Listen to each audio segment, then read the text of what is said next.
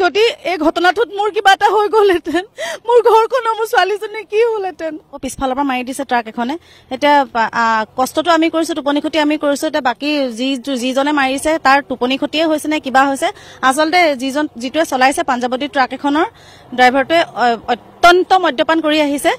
আমিতো একদম লাহেকে আহিছো, মই মানে গমেই পোৱা নাই আচলতে। আমি ইমান জোৰত অহা হলেতো গাড়ী উৰুৱাই দিলেহেঁতেন। আমি একদম লাহেকে স্পীড ব্ৰেকাৰটো পাৰ হওঁতে ধামকে পিছফালৰ পৰা মাৰি দিছে। ঘূৰি পেলাই চাই পেলাই দেখিছো আমাৰ গাড়ীখনে ভাঙি পেলালে আৰু একদম অৱস্থা বেয়া কৰি পেলালে। এতিয়া মই বাৰু কৈছো যে এতিয়া মই নোকোৱা হলে আচলতে ড্ৰাইভাৰটোক মাৰপিটে কৰিলেহেঁতেন, ইমান দেৰি নথলেহেঁতেন। মই মাৰপিট কৰিবলৈ দিয়া নাই, কিন্তু আচলতে কেলেনো খাই আহে মই বুজি নাপাওঁ। যিয়ে নাখাওক, মদ খাই গাড়ী চলালে আমাৰ গাড়ীখনৰ ড্ৰাইভাৰ যদি মদ খাই গাড়ী চলায় আমাৰ ক্ষতি হ'ব।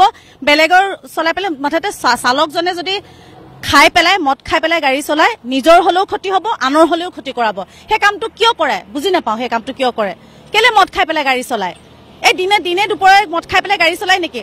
আজি যদি মই অনুষ্ঠান কৰি মোৰ ছোৱালী এজনী আছে ঘৰত, আজি এসপ্তাহ ধৰি মই ঘৰৰ পৰা বাহিৰত আছো।